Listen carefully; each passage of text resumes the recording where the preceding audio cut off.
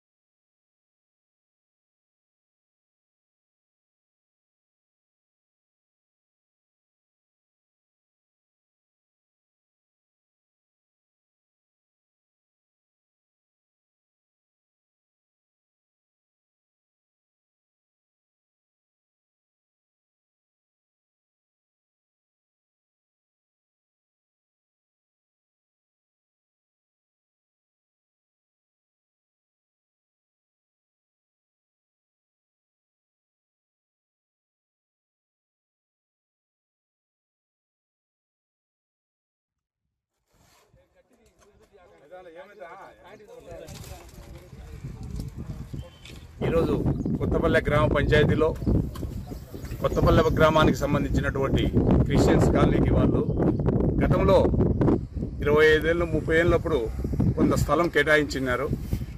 ఆ కేటాయించిన దానికి అన్యాక్రాంతం అవుతా ఉన్నది.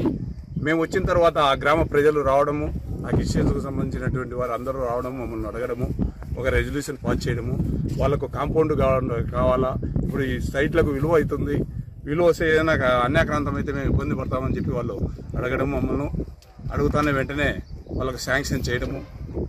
ఆ చేసిన తర్వాతనే చుట్టూ కాంపౌండ్కు సంబంధించినటువంటి 45-50 సెంట్ల లోపల వాళ్ళ కాంపౌండ్ కూడా నిర్మించుకునేదానికి జనరల్ ఫండ్ కొత్తపల్లి గ్రామ పంచాయతీ తరఫున సర్పంచ్గా నేను వాళ్ళకు హామీ ఇచ్చి ఈరోజు అది భూమి పూజ కూడా చేయడం జరిగింది. ఆ కాంపౌండ్ కూడా కట్టడం బాగా కట్టాలనే నిర్ణయం తీసుకుని ఈరోజు స్టార్ట్ చేసాము. కావున ఇక్కడ ఉన్నటువంటి ప్రజలు ఈ కొత్తపల్లి గ్రామమే కాదు, కొత్తపల్లి గ్రామంలో ఎక్కువ మేజర్గా 2 కులాలు ఉన్నాయి. ఒకటి క్రిస్టియన్స్ది, ఒకటి ముస్లిమ్స్ కూడా ఇప్పుడు అక్కడ కూడా శ్మశానం చాలా అద్మానంగా ఉన్నది. అది కూడా కాంపౌండ్ కూడా తయారవుతుంది. దానికి కూడా కొత్తపల్లి గ్రామ పంచాయతీ ద్వారానే వర్క్స్ రెడీ చేసి పని జరుగుతుంది. ఇంకా పోతే ఈ ఖాదరాబాద్లకు, ఆ జేమ్స్ పేటకు, సుందరయ్య కాలనీకి, ఖాదరాబాద్లో ఉన్నటువంటి క్రిస్టియన్స్ కాలనీకి అన్ని దాంట్లకు కలిపి గతంలో 35-40 సంవత్సరములప్పుడు 2 ఎకరాలు కేటాయించడం జరిగింది సుందరయ్య కాలనీలో. దానికి కూడా శ్మశాన వాటికను బాగా అందంగా తీర్చిదిద్దేందుకు 80% పనులు అయిపోయినాయి. ఇంకా 20% పనులు ఉన్నాయి. ఆ పనులు కూడా పూర్తి చేస్తామని కూడా తెలియజేసుకుంటున్నాను. ఇంకా కూడా లింగాపురం గ్రామంలో హిందూ